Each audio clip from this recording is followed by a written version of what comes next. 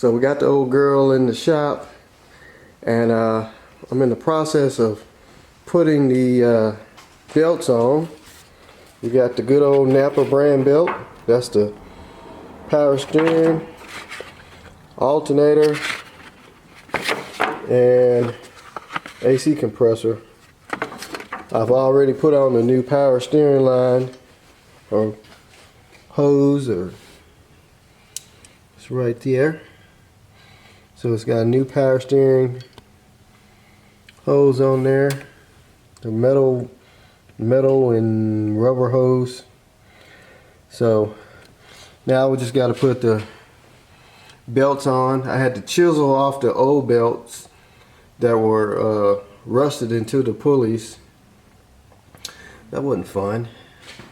It was rusted to the crankshaft and the power steering pump.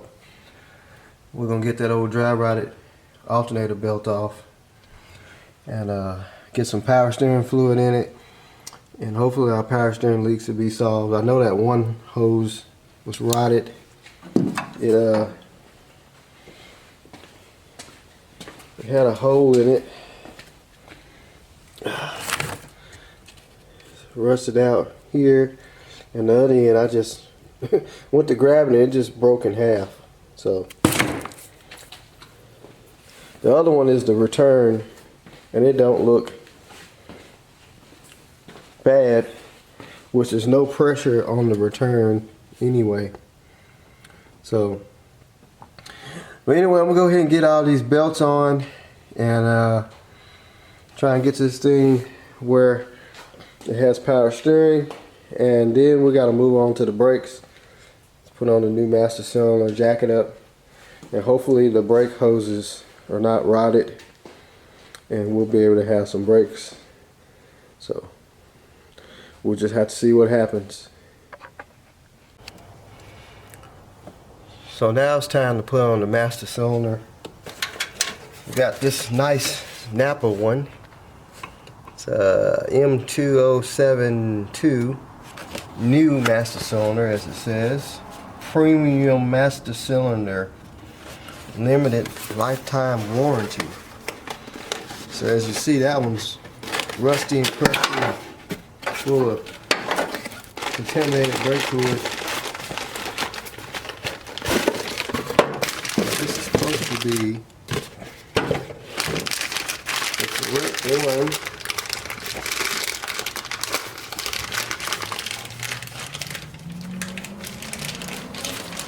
Get it out the plastic.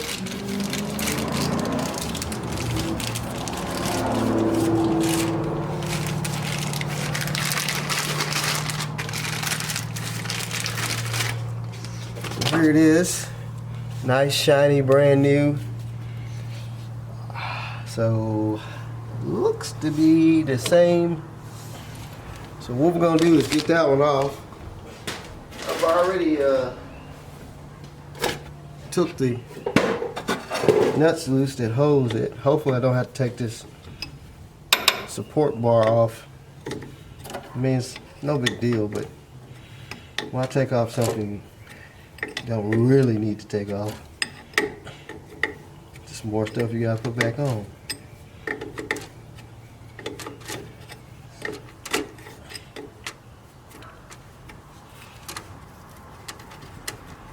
So I guess we'll just put it on there, then we'll bleed it out. Man, that brake fluid stinks.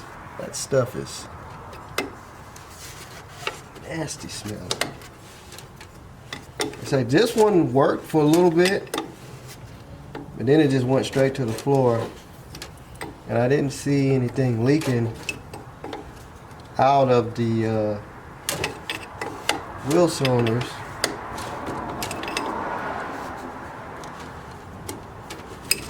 So I would rather just swap it out.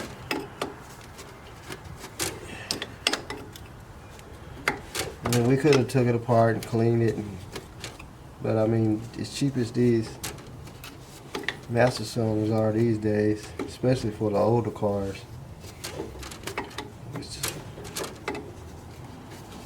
wrench only goes on in one spot. I think somebody got onto it with something different. Not me. I broke them loose with a wrench.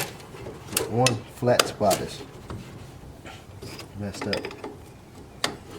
What I'm thinking about doing before I put it on, I'm thinking about painting that master cylinder, because when you don't paint them, they usually end up looking like this. They get that surface rust. I mean, it'll be the shiniest thing on the car. It looked like it was leaking a little bit. You can see it was kind of wet. We'll sit that over there. Maybe we'll throw some paint on that master cylinder, let it sit out in the sun and dry, but that may take a while. I guess we could just put it on there and then I can just kind of, you know, around it, dress it up a little bit. I mean, the booster's already surface rust, so because if I paint it, then brake fluid gets on it. Right now, it's just gonna eat the paint back off of it, so it really ain't no use. But I can always just touch it up. I just hate it when they get that surface rusted. But I think we can just kind of go around it, touch it up a little bit, and that'll keep some of that. Or we could just spray some clear. I have sprayed clear on a lot of bare metal, the spray paint clear, and it'll keep the original color. So we'll probably just do that too. So like I say, if I put paint on it right now, as soon as that brake fluid hit it, it's gonna be gone. Cause I'm gonna have to bleed this master cylinder anyway. So it doesn't make sense to doing that.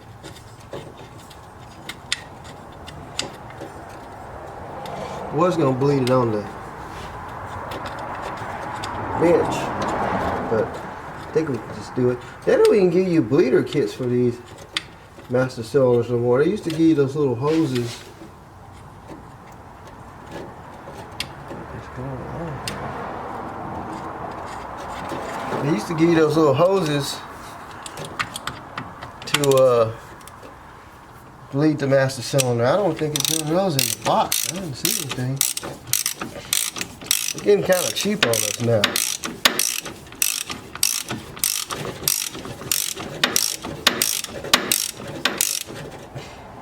Yeah, we'll worry about dressing that up a little later. Right now, let's just get it on there and get the brakes bled up. So we'll be able to take this thing out and test drive it.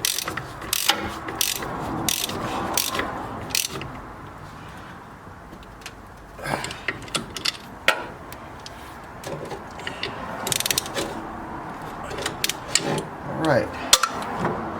Another thing I got to put on too on this car, the temperature gauge don't work. It don't move. I don't know if the hand's rusted. So I dug in my stash and found this Sun Pro temp gauge. We'll install it because I don't know what the engine temp is. Let's see, before we do this, see if we got a bleeder kit.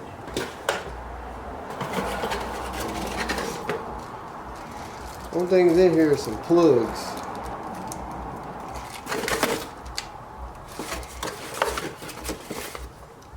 Well, I guess they just want you to push it in with the screwdrivers and plug it off.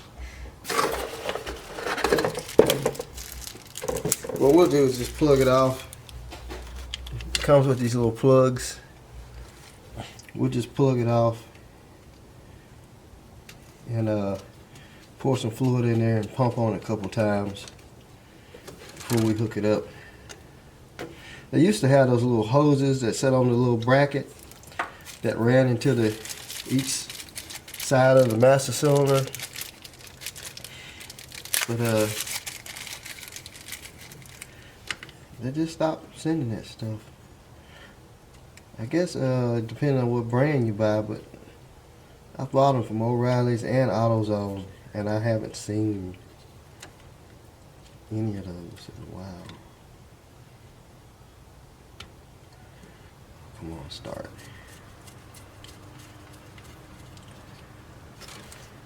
So we'll pop the cap off. What is up with this cable here?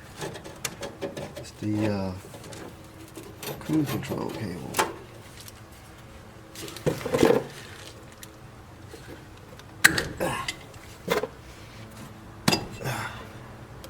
Get some brake fluid.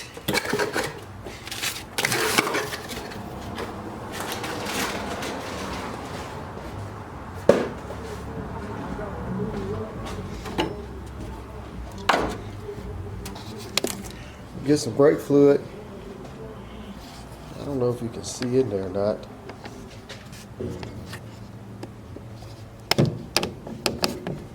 Kind of hard to, because that's a pretty big master cylinder.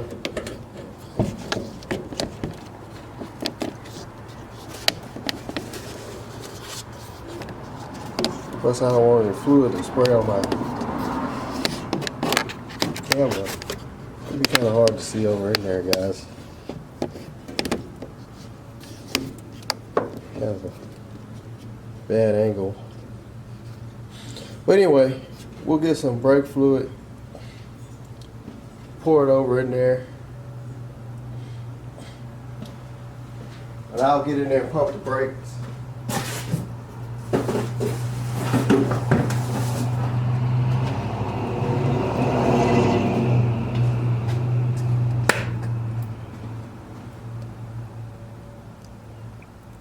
Just to bleed up this master cylinder.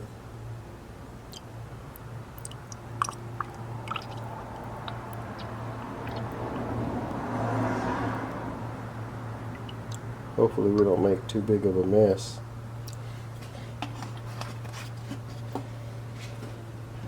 So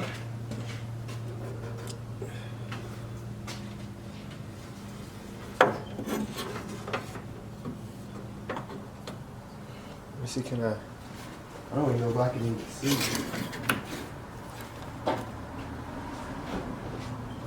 Oh, I can see good. Stick my foot in there. See some bubbles. I don't know if y'all can see bubbles, but it's sucking it down.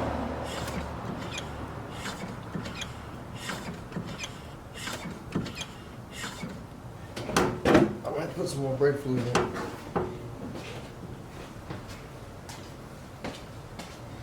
It sucked it down, I think a little bit.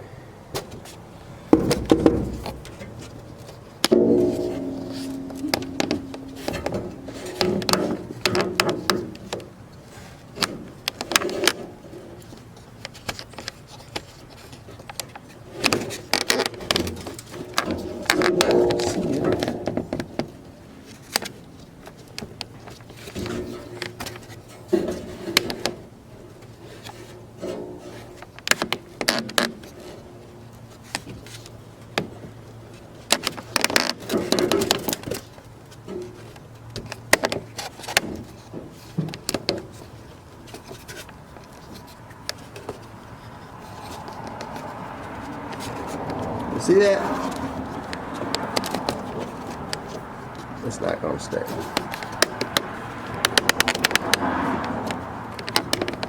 Might. All right.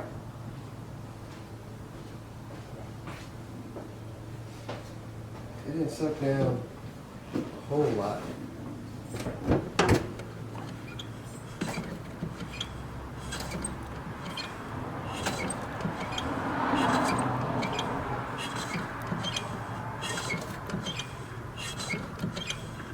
Just want to pump and get enough fluid.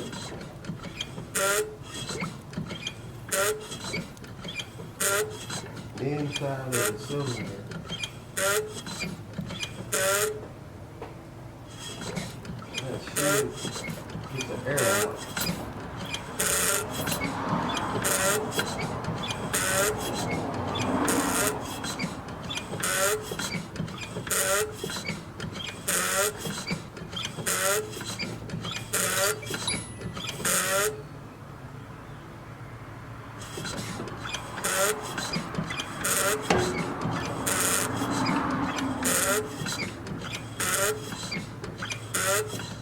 That might be good enough.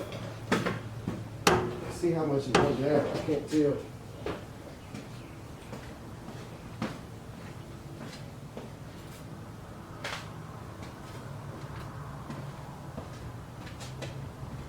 Not a whole lot went down, but I did see a lot of the air bubbles coming up. So I'm gonna pump on a couple more times.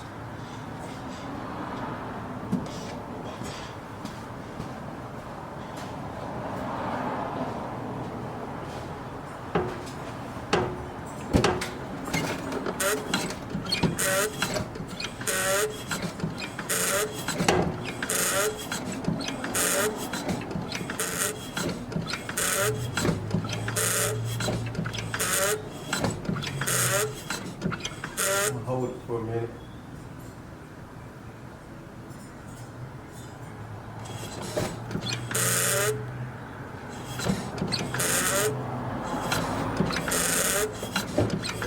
Start slow down now.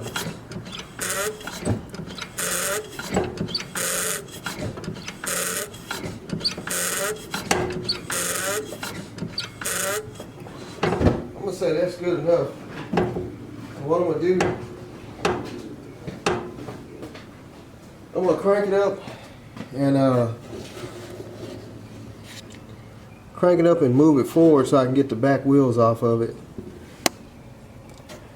And we gotta change out the temp sensor,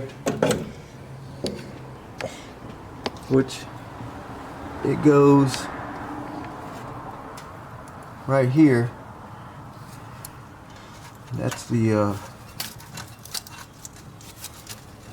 little temp wire coming from it going into the truck.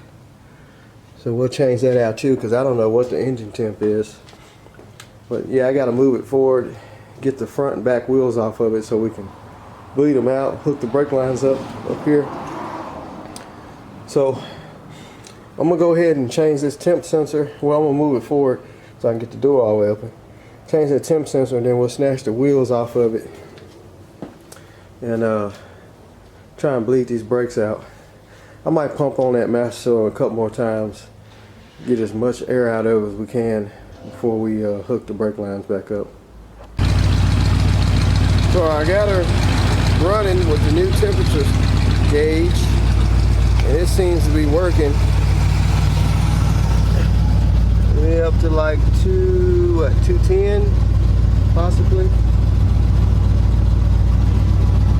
And hit the brake. The brakes worked for a second, and then it went straight to the floor, and it sprayed brake fluid all over the back of the engine. That brake line down there, you can see it. Metal brake line rusted out. It sprayed brake fluid all back here. As soon as I hit the brake, it stopped, and then it just kept going. That was without me bleeding it yet, because I wanted to pull it out here where I have some light, and all the exhaust fumes won't be up in the garage. But at least we know the temperature gauge work. Staying around, it was at like 210, now it's at like 160? Is that 160? So I guess the thermostat opened up. It's running off its own fuel tank, so we put some seafoam in it. Now I gotta jack it up and find out what's up with that brake line. I gotta tighten this compressor belt too. The pulleys are starting to wear back in. The rust is starting to come off of them. And now the belts are going to be a little bit loose. So I'm going to have to tighten the compressor belt. But it sounds pretty good though.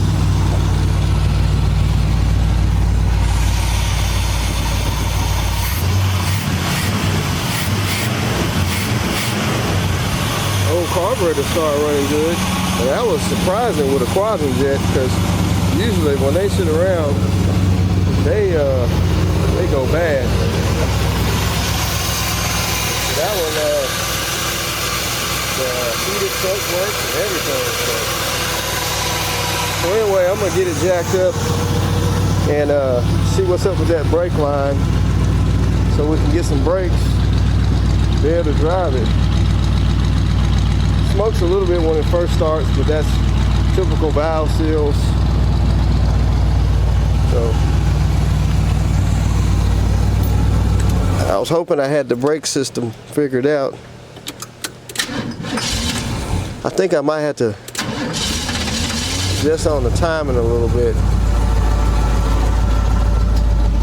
It's just kind of slow about starting sometimes.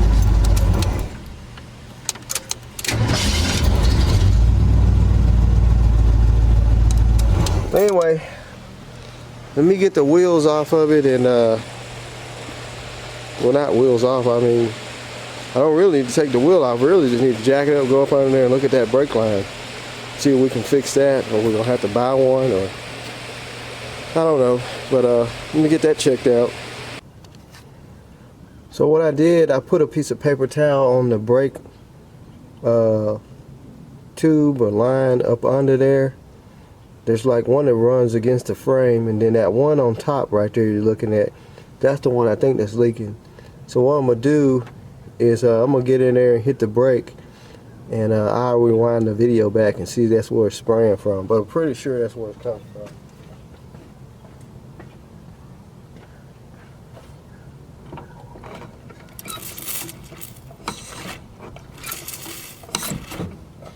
Did y'all see it?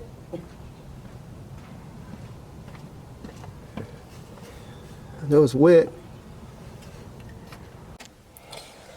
So I got to digging through some junk brake line I had. I found like this piece that was on something. I cut it off, and I was able to kind of bend it to where it'll match the one that came off the car. This is the one that came off of it. You see it's rusty right there. So I just kind of took this one. It already had a end, flared end on one end. And I'm hoping that it should be the same threads. So I'm going to cut this off because I need this piece here. And put it on here. I got the flaring tool. I don't know if you guys ever seen one or own one. And we're going to put the fitting on there, then flare it out. Let me see if I might have one already off. That way we won't have to cut that line. Just in case we screw up. They have one for measurement purposes. I think that's too small. Nope. That might be it there. I think that's the same. I got one that's already cut off a line. So I might just be able to slide that in there. Because it don't matter. I mean, just that one's a little longer than this one.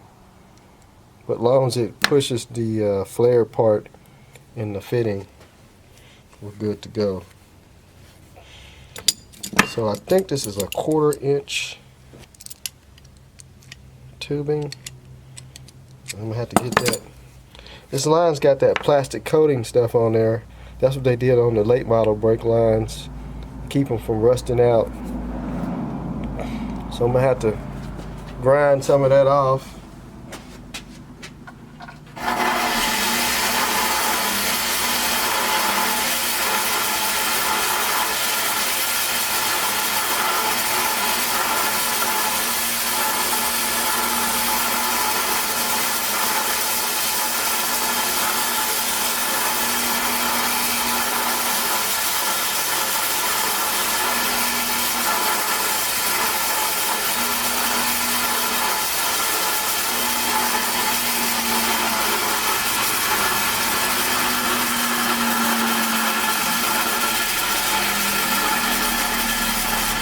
Lay that brake line fitting will go further on there so we can flare it. Straighten it up a little bit.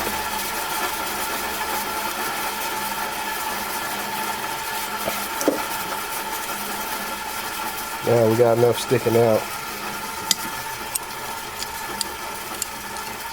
Should be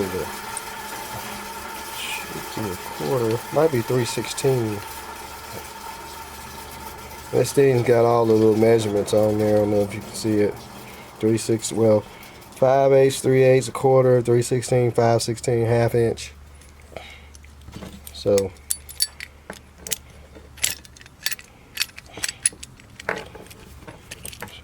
spin this back, even though I'm putting it on wrong.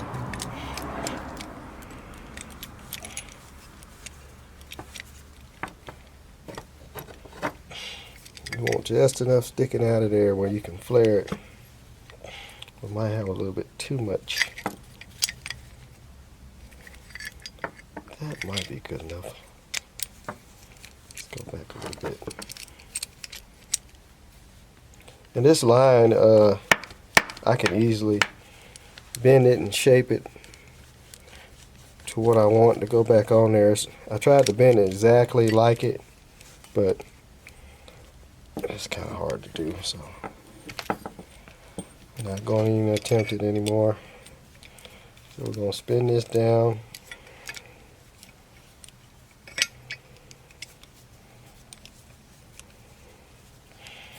Hopefully we can get a good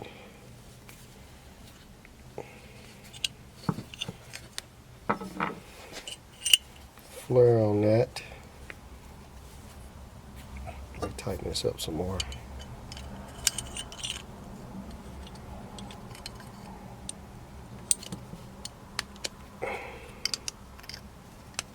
You don't want that hose brake line to come up out of there. You just want to turn it, crimp it in there as tight as you can get it.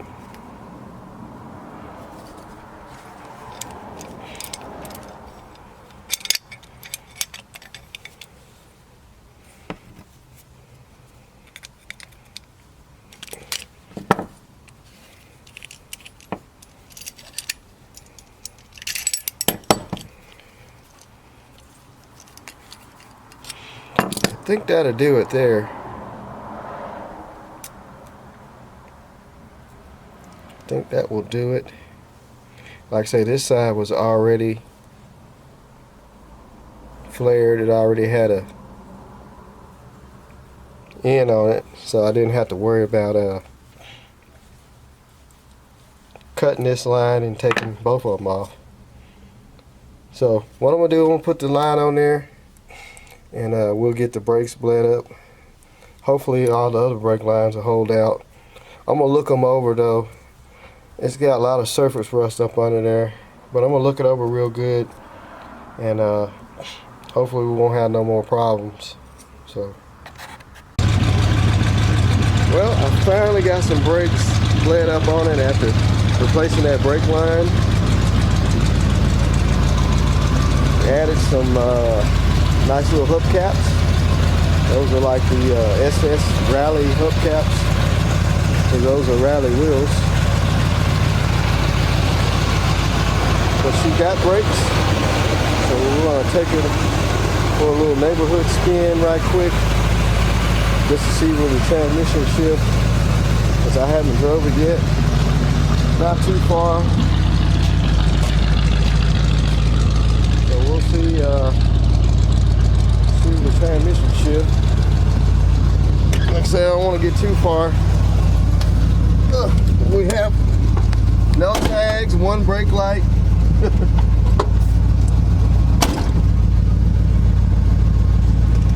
One headlight.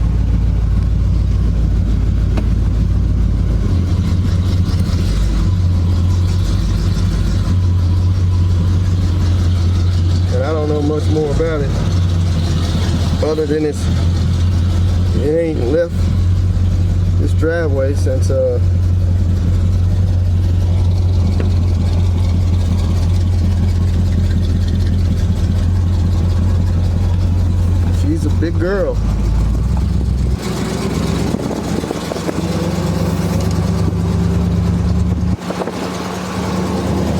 have a transmission shift?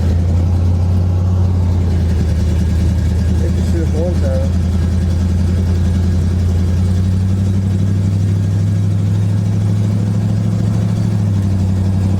I think that was a shift.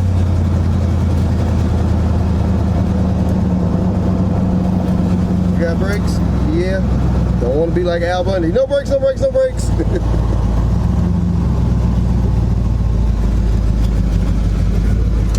Slow and easy, slow and easy.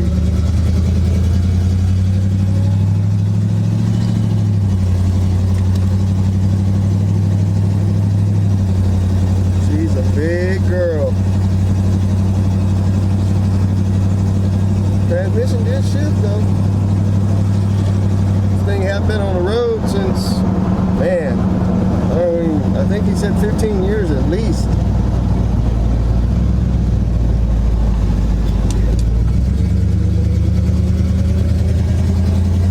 Rides like a big girl.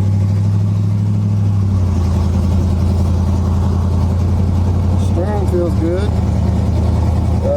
Temp is staying normal.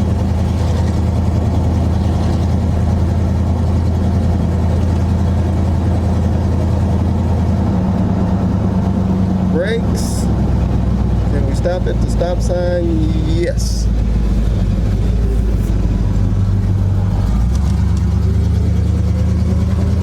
We're just going to play with her a little bit. No burnouts, nothing crazy. Transmission shift, that's good. Another shift.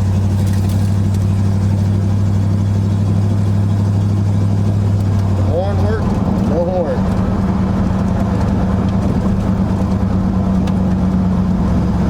With that hole in the floorboard, you can hear all the exhaust.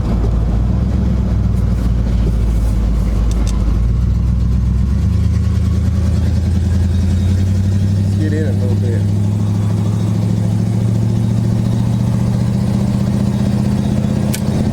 Oh yeah, she's a shifter.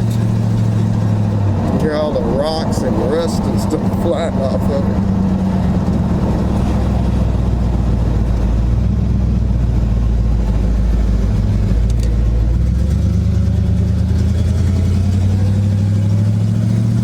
I do smell some little breakage. Could be just the rust wearing off of the calipers. Those calipers had a lot of rust on them.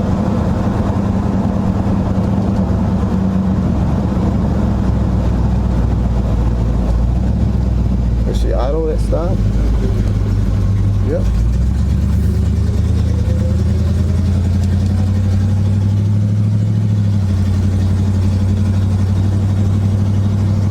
Looking over this hood is like looking off the end of a boat.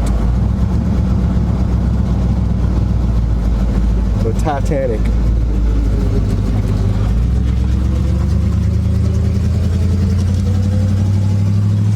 You can see the ground back here.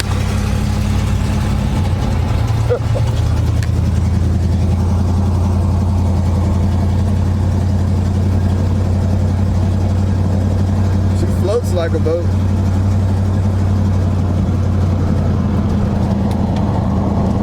Windshield so dirty I can barely see out of it.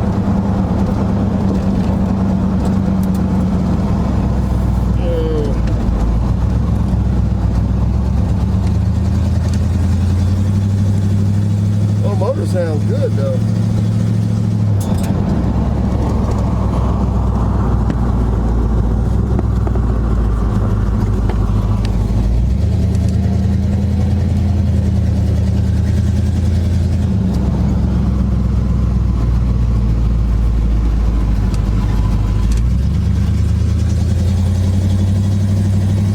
In her a little bit.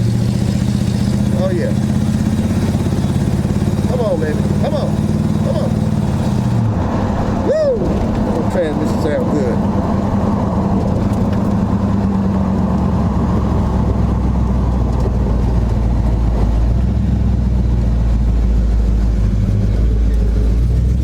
So I guess we'll pull her up and check for leaks, and we might take another spin. Everything looked good behind the hood. I double checked everything.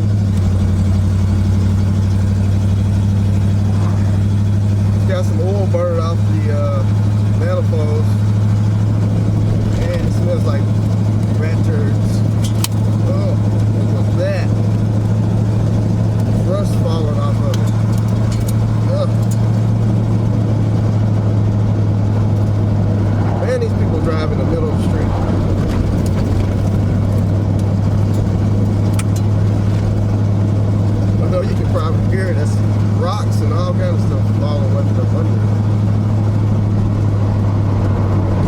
Temperature staying good.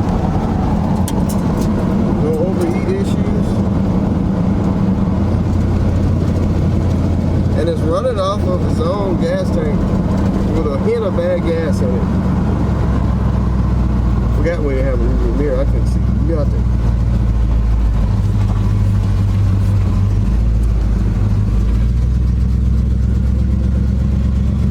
Man, she turns like a limo. Speedometer don't work.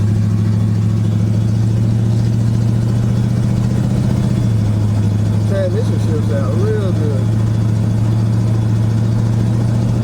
Let's see what she downshifts. Oh yeah.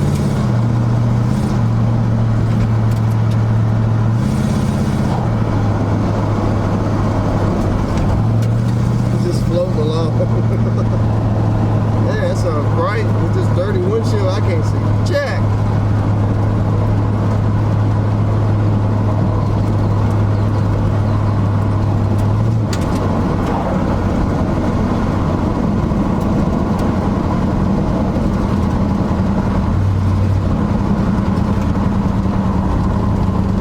Clock don't work. Looks like it stopped at what, 8 o'clock? Almost 8.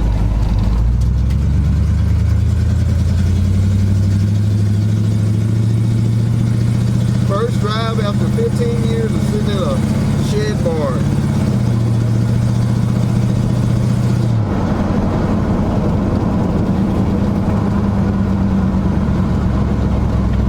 My last little neighborhood skedaddle.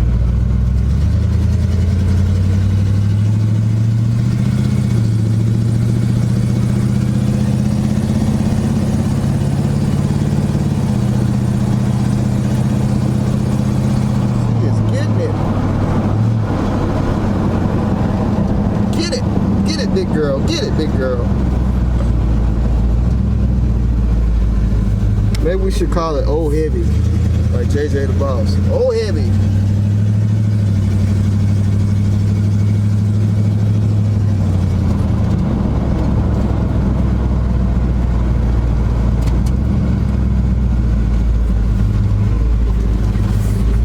I think it's a Sherman tank.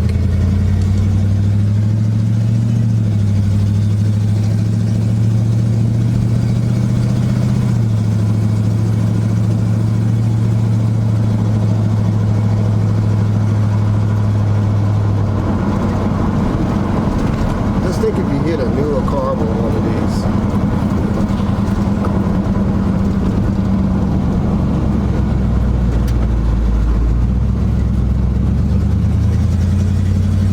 Someone threw away a weed eater and a blower.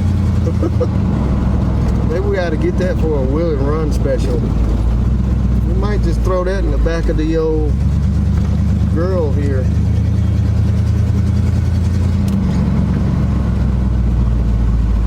If I can turn around with it.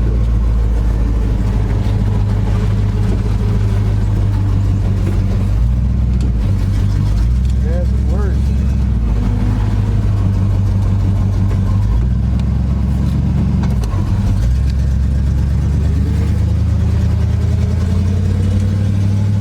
I spotted some goodies.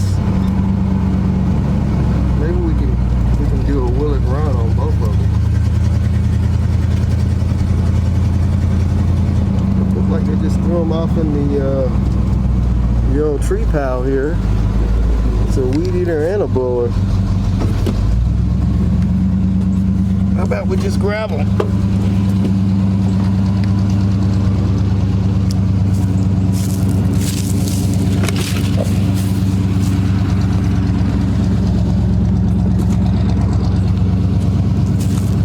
Looks like pretty good material. Craftsman.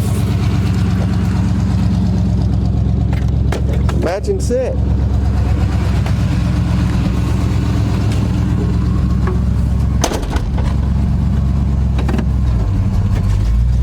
Well, look at that. We found some goodies while test driving. We'll take them back and see what's wrong with them. Either they just set up and wouldn't start, or they didn't run 2-cycle oil and burn them up. That's what I like about cruising around neighborhoods. You find all kind of goodies.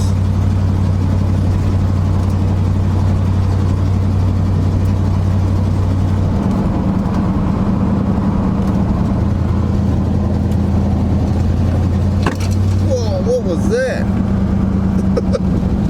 Was that a stick? Are we falling apart? I think the floor is falling out back there. Man, she's running good. She's ready to go to town. This is a going to town rig.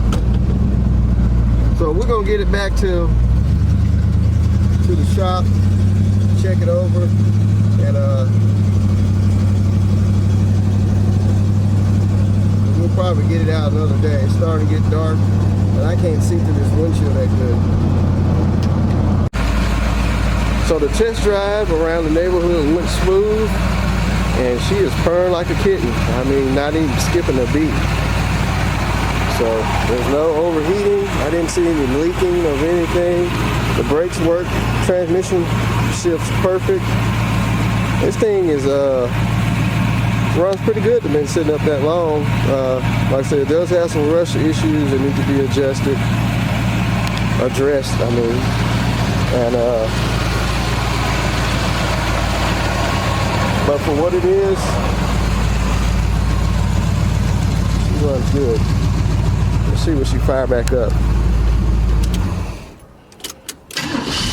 Oh man, oh, so beautiful. This thing is a going to town rig, ready to just haul some stuff. So if y'all like the old El Camino Sprint, give it a thumbs up, leave a comment, and like, share, subscribe. Check out our Facebook page, RPM Auto Motor, and also you can shoot me an email at rpmauto780, and check me out on Instagram at rpmauto4. That's rpmauto4. So right now it's gonna be it with the Sprint. It's getting dark. I'm gonna put her up for the night, and we'll holler at y'all later. So bad luck has struck with this GMC Sprint. Like I said, it was running fine the other day. I was actually going to end the video there with it running fine, and then I backed it in here the other day, came out here today, was going to crank it up and let it run, and just what happened, I'll show you. Strangest thing, it was running good,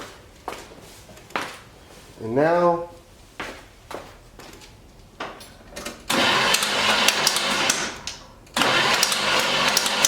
it's spinning over real easy. It kind of sounds like the timing chain has broke, and it's slapping the timing cover. But I'm going to remove the distributor cap, and we'll see if the rotor button is turning. But I had noticed after cranking it, sometimes it kind of grunt like the timing was off, and sometimes it'll just hit right off. And I thought it was because it was running hot, but after we put the temperature gauge on it, it actually wasn't running hot.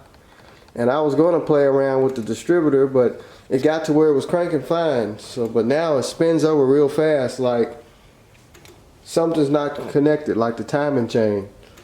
So hopefully the timing chain didn't break. If it did, we'll have to break down the whole front of the motor and put a timing chain and guide set in it. So being this thing's been sitting, it's probably never had a timing chain put in it, and it's just time for it. So I'm gonna pull the distributor cap off, and we'll see if it's spinning. If it's not spinning or skipping spinning, that means that the timing chain is then jump, or it's got a lot of slack. It sounds like it's in jump because it sounds like there's no compression, and it's not turning the crankshaft, the camshaft, to open the valves up to create compression, because it's just spinning over way too easy. So Well, let me get some tools and we'll hop over there to the distributor and see what that looks like.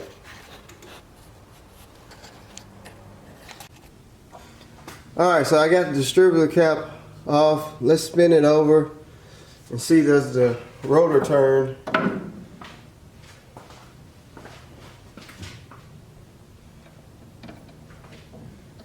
I know where it's pointing at. Oh, you gotta turn the jumper pack. Well, that is strange.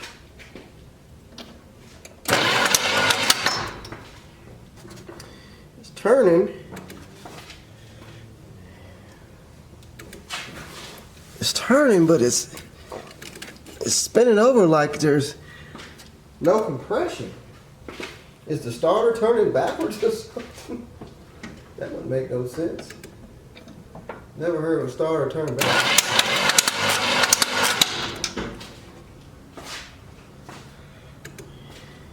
Huh. So the rotor button's turning. Let's try it again. I don't know if you guys can see a hesitation in the turning. I can't see it from, I have to put my start button back on. So the rotor button is turning, so that means that the timing chain is still connected to the cam. But what is that noise? And why is it don't have any compression? That's strange. What is that about? Let's turn it over again. I mean, it sounds bad. Well, I don't think the rotor button turned that time. Let's see. I can't see it. Yeah, it turned. But it's starting to sound bad though. I don't want to turn it over anymore. So we got one or two things. Did the crankshaft break? I mean, it was running fine when I cut it off. Or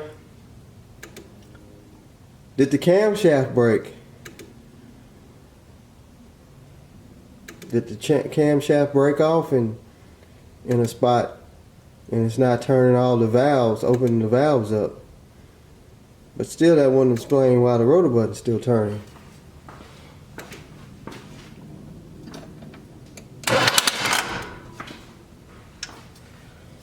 That just does not sound good at all. So I'm gonna scratch my head on this. I'm gonna do some more research. Try and figure out what it could be. Probably have to end up breaking the engine down, the timing cover, if we want to go that route. Have to see what's going on. For some reason, we've lost compression just overnight. Like I say, it was running fine. It was running fine the other day. Well, actually yesterday. And now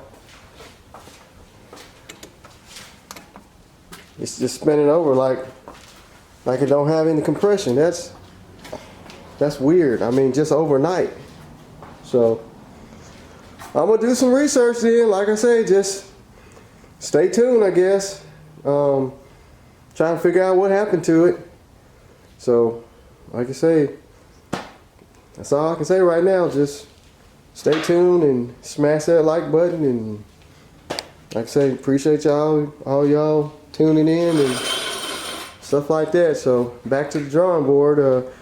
Really wasn't a drawing board because the thing was running. So I don't know. So we'll figure it out. Y'all be the first to know. So did some researching and played around with this engine, and I'm thinking that it just jumped time. So what we got a timing chain and gear set. This is the metal timing chain and gear. It's supposed to fit a 200 through a 400 GM engine. Of course, if that's the original timing chain and gear set, it's going to have those plastic gears, and by that the tips of the gear have some, I think they're nylon, Teflon or whatever you call it, teeth on the gears, and over time from heating up, cooling off, heating up, cooling off, those gears will break off and it causes the chain just to strip. They even have it on the crankshaft gear too. Well, this is your camshaft, that's your crankshaft gear. So we got the timing chain set, we got a timing chain cover with the water pump gaskets and the front seal, front oil pan gasket. And we got a brand new water pump, GM style water pump. We're gonna put a brand new water pump on it also. There ain't no sense of sticking that rusty old water pump back on and it starts leaking. In another day or two after running it, then you gotta pull all that back off. So I'm gonna go ahead, I got the shroud loose, I got the fan loose. I'm gonna go ahead and start stripping it down to just the timing cover. And we'll get the timing cover off and see what that chain looks like. I already had put it at top dead center, and the rotor button was going over to number 1, but I think it was 180 out. It did try to start spit back through the carburetor, but it's still like it don't have any compression, and there's still that noise up front of the engine. So I'm just gonna go ahead, rip all this stuff off, which I think we gotta take the power steering pump off, water pump I don't know about the alternator, and the front crankshaft pulley. So I'm gonna get it all stripped down, and then we'll get that timing cover open and see what's up in there.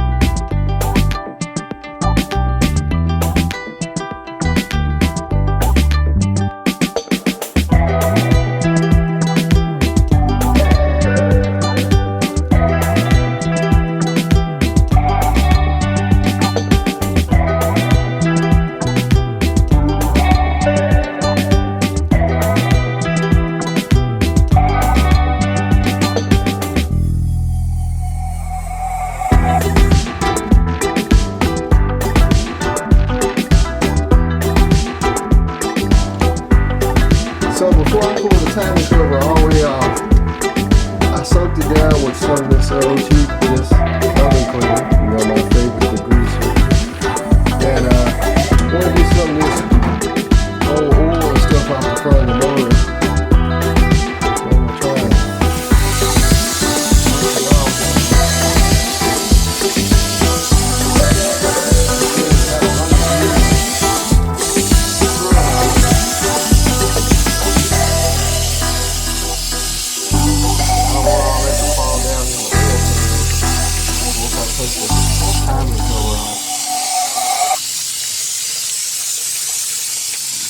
Rinse it off some.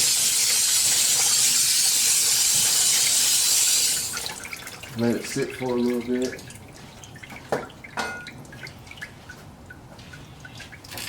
Got a lot of grease and stuff around this cover.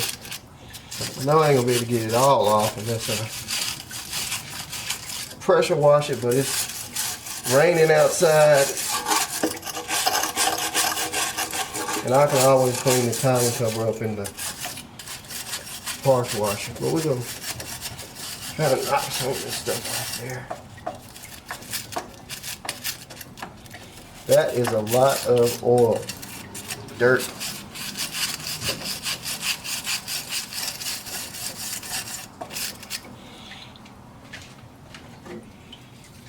So I'm gonna spray it down again.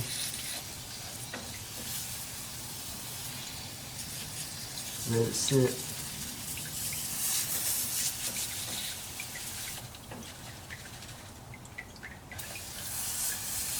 Man, that stuff's strong. Can't really find the Easy Off brand anymore. Dollar stores used to sell it. You can only find this cheap kind. Home Line.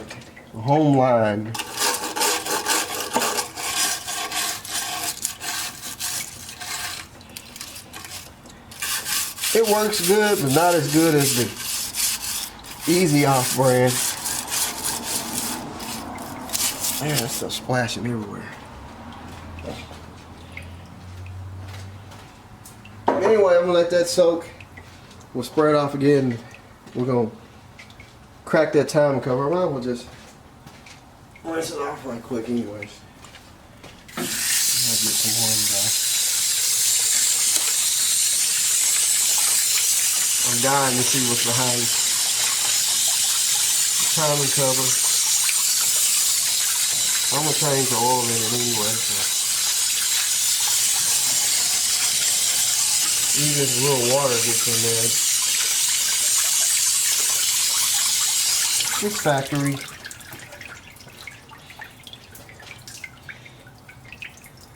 So let's just go ahead and pull that cover off. Not gonna hurt anything.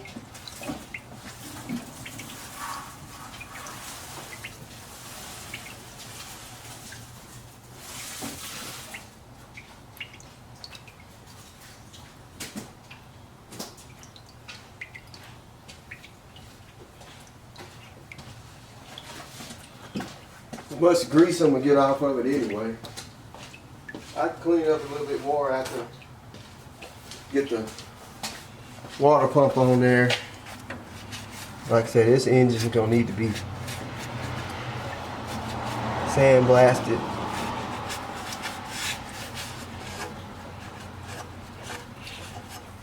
Stripped down and repaint it.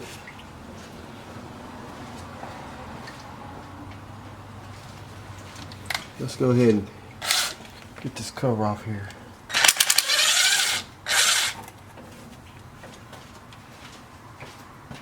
A little water don't hurt nothing.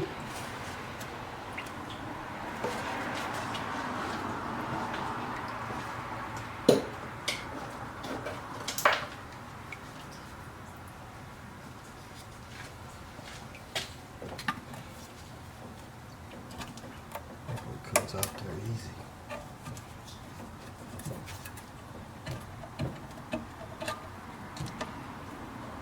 Don't want to bend it.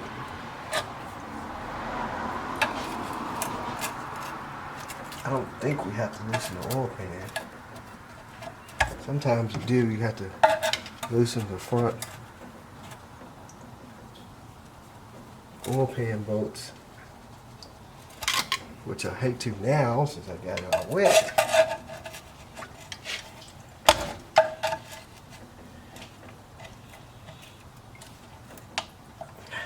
I have to loosen them.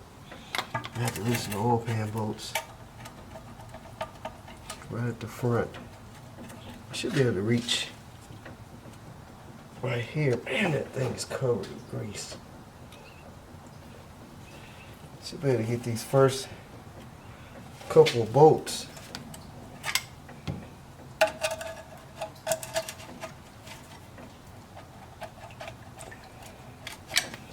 know they ain't up down here, but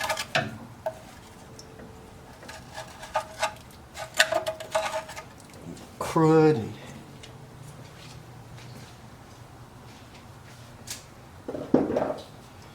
Well, I'm gonna try and get those bolts off there. I think they're 1/2 inches.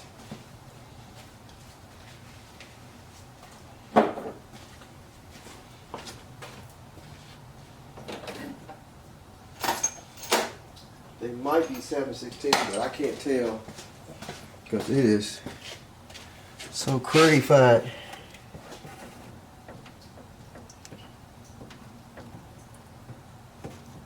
I'm probably going to have to I'm gonna have to jack it up and go up under and clean all the bolts off. And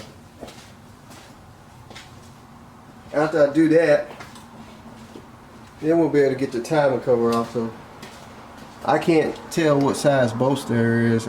I want to say they're 7/16, but it's knee deep in grease.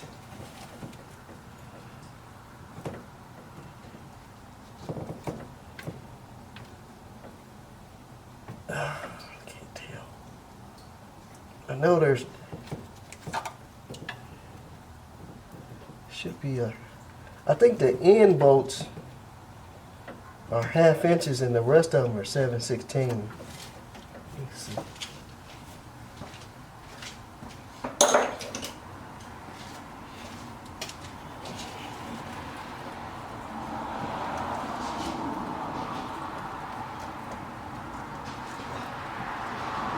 Yeah, I think that's what it is.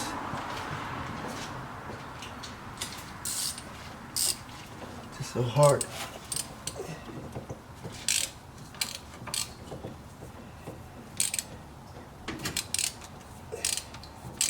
I can't tell if it. There it goes. I mean, it's just globs of dirt rolling off of it.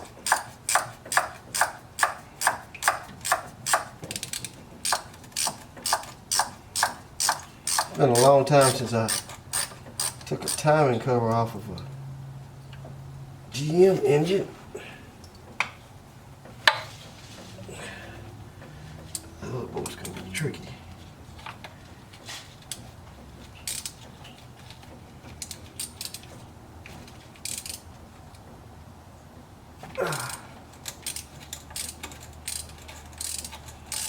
Maybe the pan will come down just a little bit. I really hate to mess with it. This engine's probably gonna have to be re-gasket, new seals. Anyway.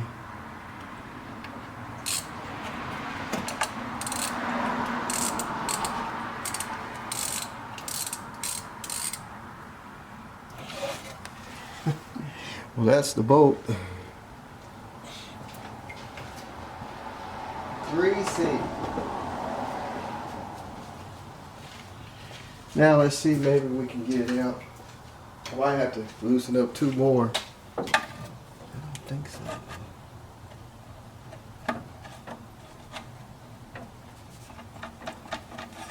More than likely. I think I got it here. Get off those dowel pins.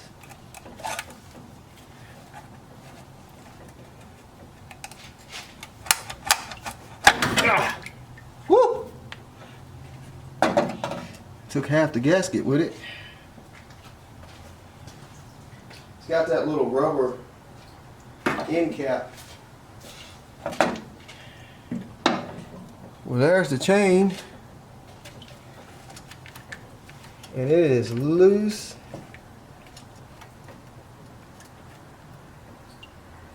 It's real loose on this side. So it's possible it could have jumped time. I don't see any teeth missing. On this side it's tight though, but this side over here is real loose. But it's possible it could have jumped time. I wonder if we can spin it over,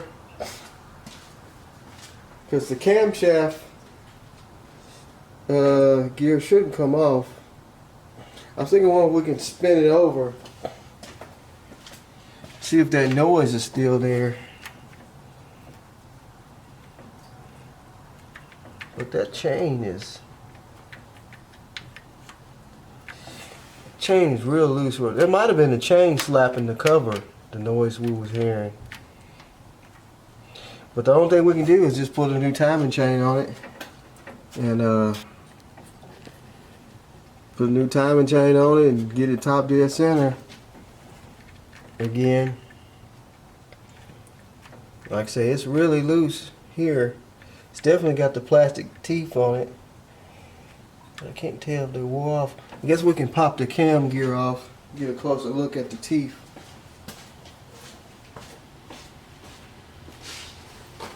It's just weird that it all of a sudden just went down overnight. There should be the timing tab.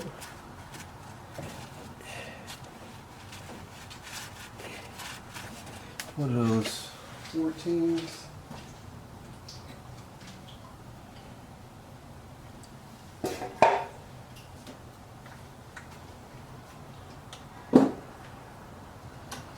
Find my 14 socket.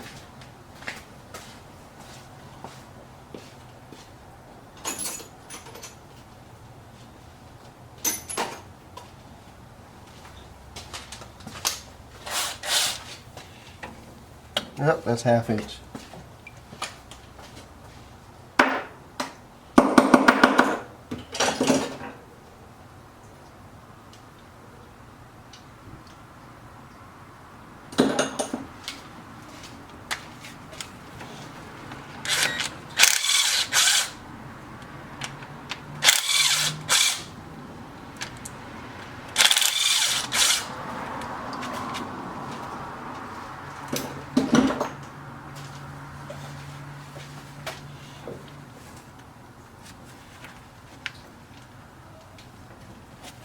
Come off of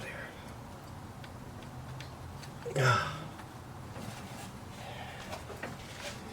There's the chain.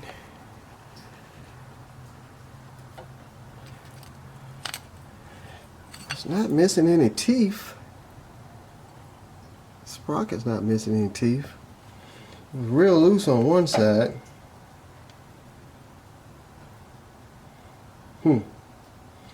Chain.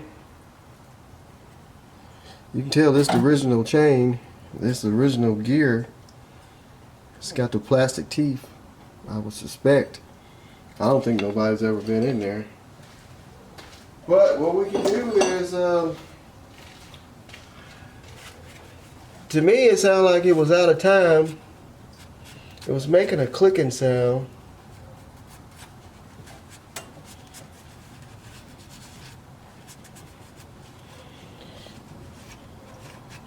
Coming from the front. So the only thing we can basically do is put another timing chain gear on it.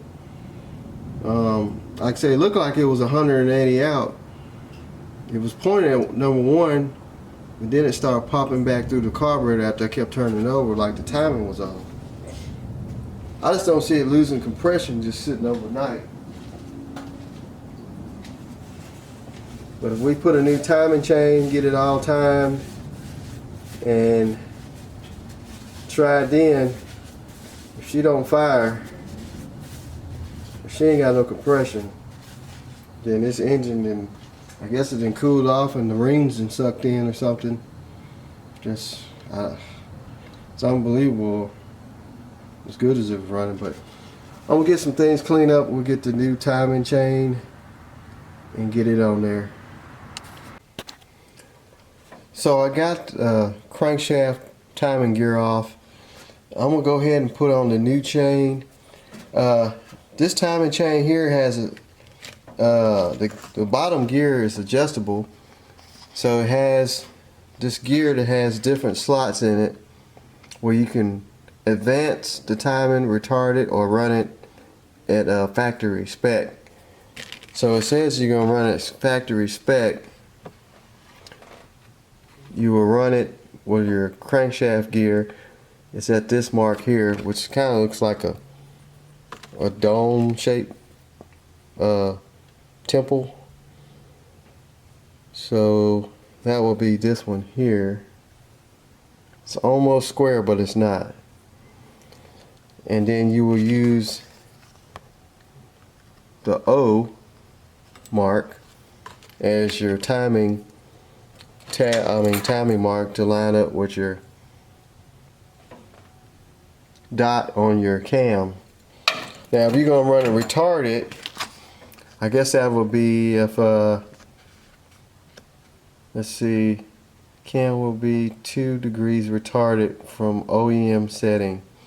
So if you're gonna run it retarded, then you will run the square type keyway, which is that one, and you will use the square that's on your gear, which is, I don't know if you can see it, it's a square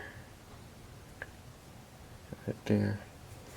Then if you're gonna run advanced, you're gonna use the kind of looks like a barn roof. It's kind of pointy shape. So that would be this one here, or a temple, and you will use the triangle mark. That's for advanced. It's right there. So we're just gonna run it factory OEM settings. That's going to be the O. Factory specifications use O mark, crank, and keyway shown below. And then it shows you how your chain should be lined up the proper way when you put that gear back on. Everything should be lined up. So we're going to just run it at factory because this engine's just stock. Ain't no sense of trying to play around with it. We don't need it retarded or too much advanced. So we're going to run it with the round marking, dome shape. Keyway looks good. So I should just slide up on there.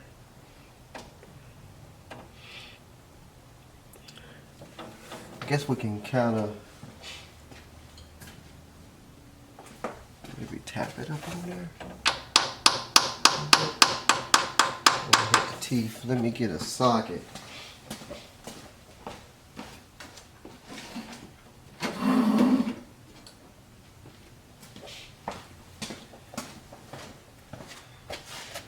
Tap it up on there.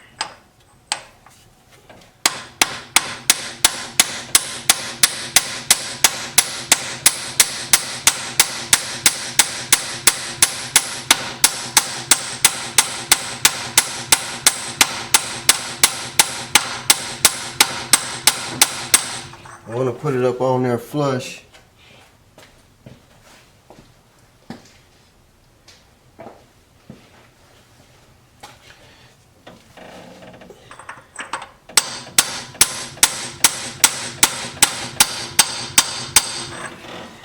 And I should have put a mark on that dot because now I can't see it.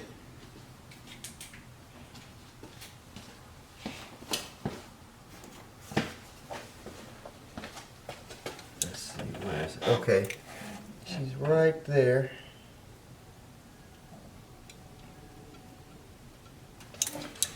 So that's going to be the O.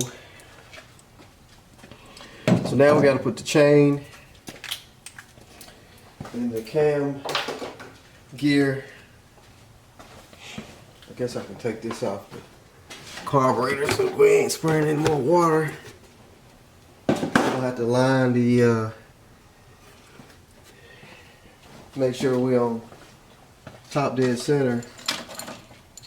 I should have rotated it around there if I took it all off. Let's see our dot. Yeah, we're gonna have to rotate the camshaft around and the crankshaft. It's supposed to be straight up and down markings. So we're gonna have to put the bolt back in it.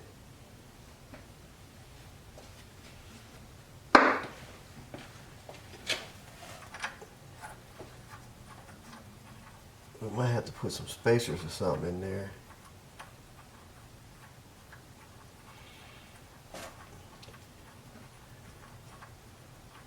Huh.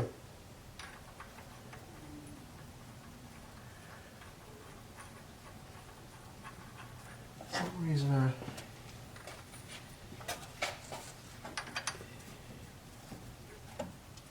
the screw is not starting. Why? No, the threads ain't messed up.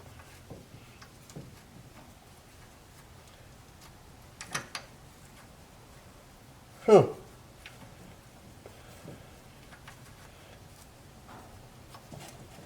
Bolt don't want to start back in there.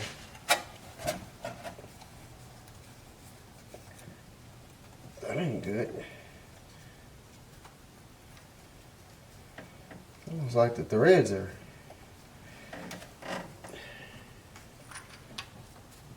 Well, I'm gonna have to run a tap in there. I think when I used the tool to take the cam gear off, I must have hit the threads a little bit. That is not good at all. Oh man, it's always something. I'm glad I found this out now.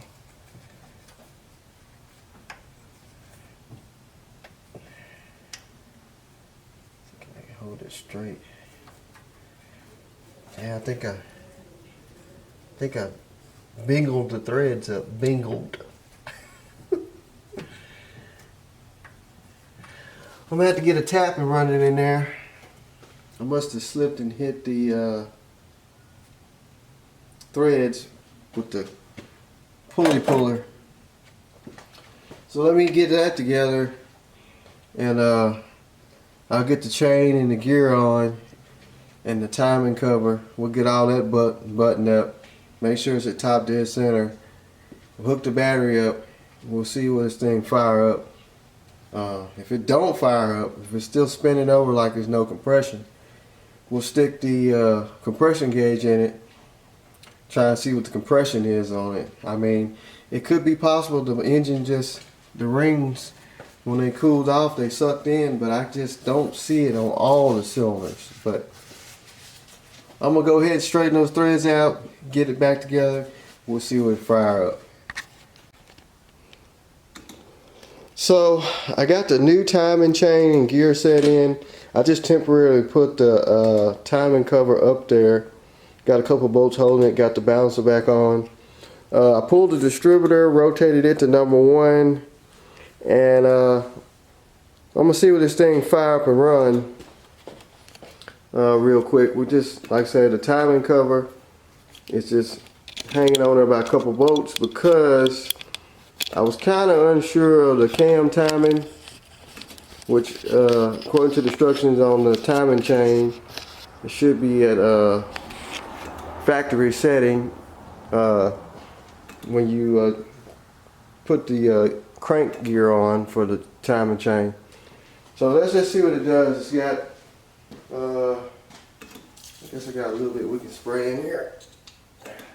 Should fire up. I mean, it was running when I backed it in here after test driving. It's quit. So I'm gonna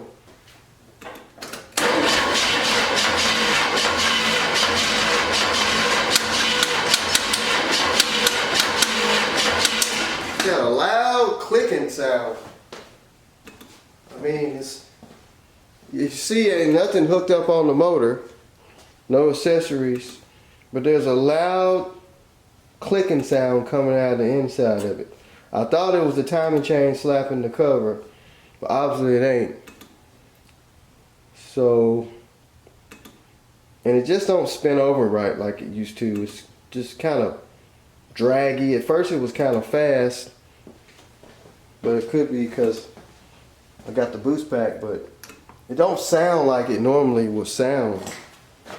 And it's got gas in it because carburetors. I checked the firing before I even tried to really crank it. Something in there has came loose. I don't know if it's the cam. I don't see how the lobes can just wear off overnight. But there's a slapping sound in there. I don't know. We got some broken valve springs. But I guess I can run a compression test. I'm pretty sure I got the timing spot on as far as the timing chain. But I'm gonna pull number one spark plug and guess we can do a compression test.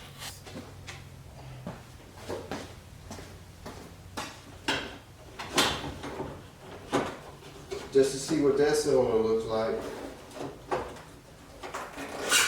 Just unbelievable how good it was running, and now we ain't got nothing. I hooked up a manual oil pressure gauge in case it would have cranked. I'll be able to see what the oil pressure is, which it had the original oil light hooked up with the oil pressure sensor. There wasn't an oil light or a warning light, and as you've seen, the temperature was running normal. So I just can't understand how can it just sit up and now we got nothing unless this motor just wore out from sitting and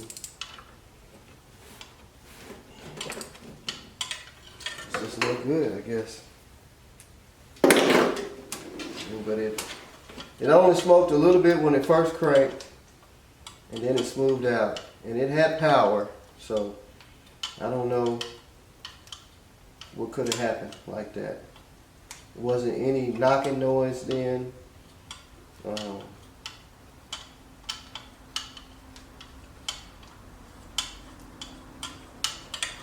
least if it was out of time, it would have backfired or something a few minutes ago.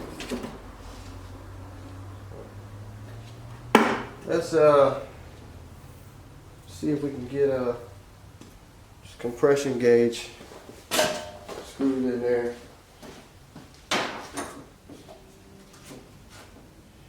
Maybe we'll be able to see if it's got any compression. Hopefully. This is number one.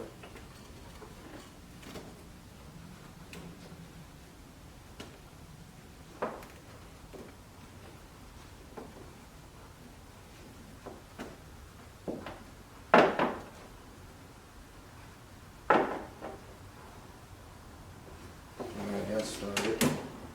I'm gonna unhook the distributor, so if I decide to start, I don't want to blow my compression gauge up. So we'll just take the hot wire off of it.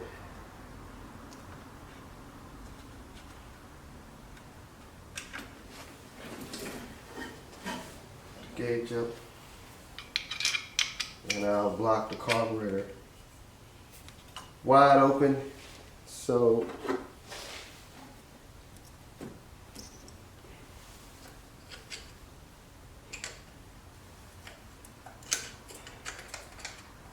we can stick the screwdriver.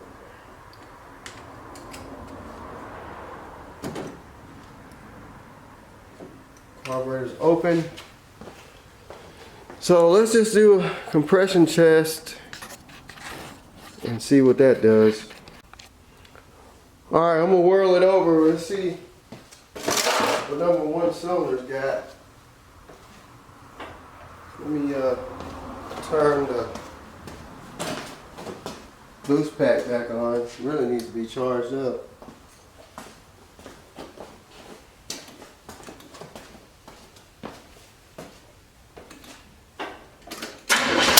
Whoa!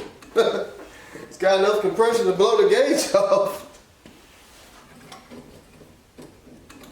Didn't have a gauge on there good enough. It went up to 90 on that one.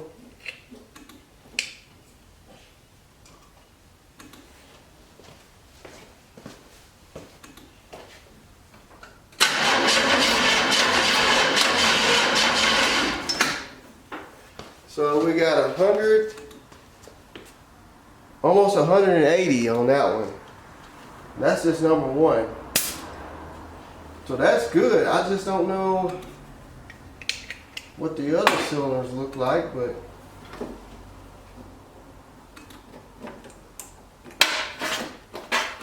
is it not getting a good blue fire? Is the control module bad?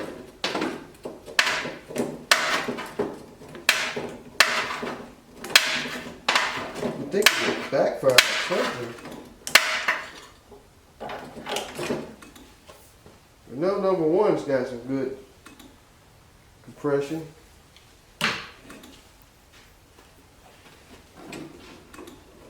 Stick this plug back in there.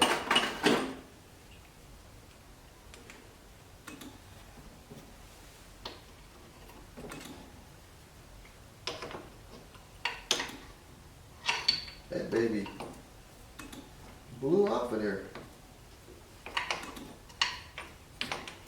Try to get it to where I can see it.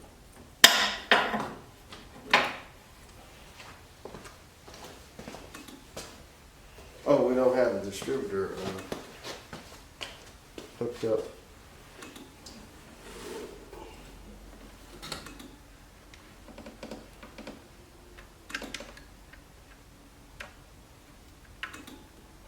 I guess I need to put that plug back in there too in case it cranks.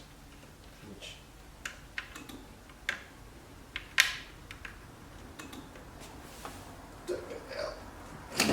I don't see it cranking. It ain't cranked. No time.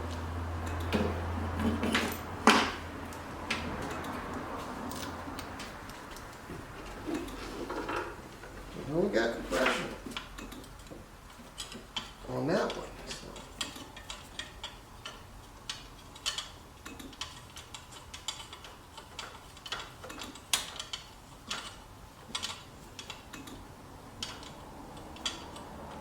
All right, let me see.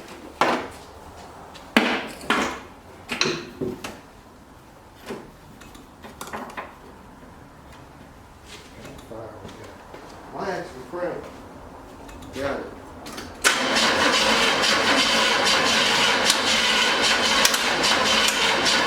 It's got fire. Can't tell if it's weak or not.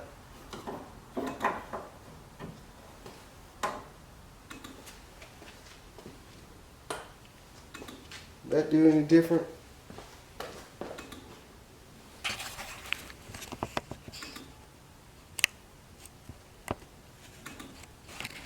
Y'all can see it from back there. I mean, another camera will point at it.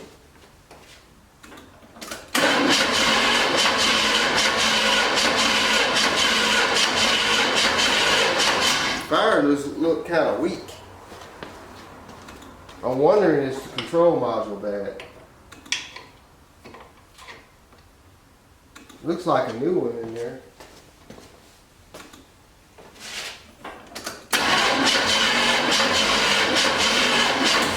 That battery's weak too. It's got fire. It's not a real blue fire, but it's almost like the control module may be weak, so maybe I'll find another one of those and stick in it. But we know it's got compression on number one cylinder. We'll have to dig the other plugs out, and I'll have to get another battery source. That boost pack is about dead. So let me see if I can dig up a control module. because that fire wasn't that strong. It was kind of weak. And another battery source. And we'll give her one more shot. Maybe we'll snatch some of the other plugs out and do a compression test.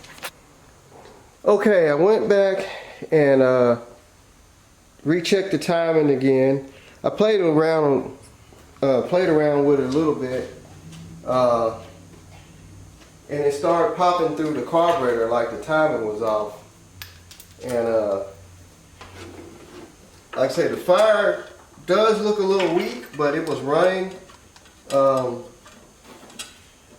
like that. I looked at the control module and the distributor, and it looked new because the guy that we actually got it from, he had put a new module in there. Actually, the old one was laying somewhere around here. It was laying up there on top of the firewall, and I just told him to just leave it in there. So now I just got to put number one plug back in because I rechecked the timing, and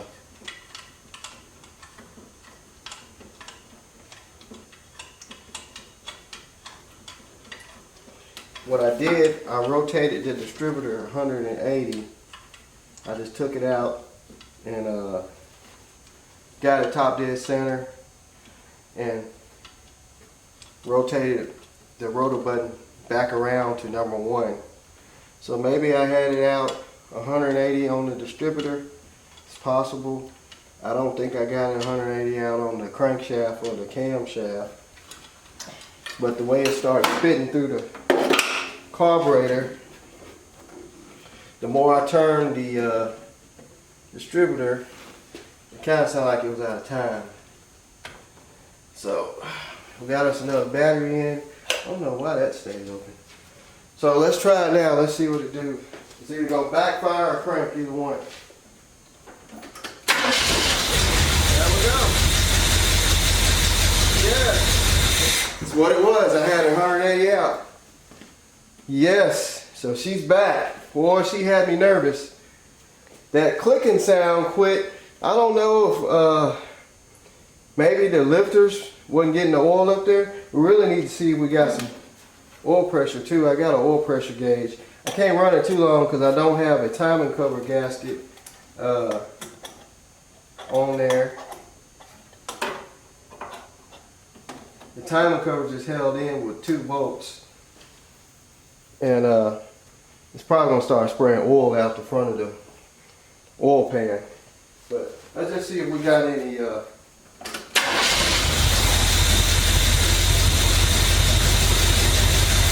oil pressure. We got 40 pounds of oil pressure. Yeah, she's back. He is back, Jack. Yes. Now the thing we gotta do, put on the new water. Well, first thing I gotta do is take off the timing cover, put the new timing cover gasket on. Then put the new water pump on, start putting all the accessories on. We know it's got at least 40 pounds of oil pressure running. So it should have the rest of the oil pressure, you know, as you, I think it's what, 40 running, and it might be 60 running and 40 at idle. I don't remember, but we know we got some oil pressure, so that's good. But the good thing is, we know that the timing chain has just jumped. It jumped 180, and it had the cam so far out it made it sound like it didn't have no compression. So she's back. So anyway, that's gonna be it on this old girl. I'm going to go ahead and button her up, put the hood back on, get her all buttoned up, and it's going to go to its new home. Finally, this time, hopefully, it'll make it onto the trailer and make it to its new home. But at least we know that it had a timing issue. Timing chain had jumped so bad that it had the cam 180 out, and it just sounded like it had no compression. As far as the clicking sound that was going on, I don't know what that is, maybe the oil pressure wasn't built up yet. Maybe it was just a lifter. Your push rod slapping the lifter. This motor says 54,000 miles on the dash, but who knows, you know, these things didn't roll over to 100,000, so it could have 200,000 on that old motor. But she's back running, and that's it. So like I said before, when I thought I was going to end this chapter on this thing, like, share, subscribe, leave comments. Thank you all for subscribing here lately and leaving comments. Like I say, I'll try and answer anything I can. So y'all just keep sharing. Just keep looking out for more notifications pop up on some stuff. We still got a lot more projects going on, but this thing right here, this was the main one, so we can get it going. And so that's gonna be it. So y'all be safe out there. Later.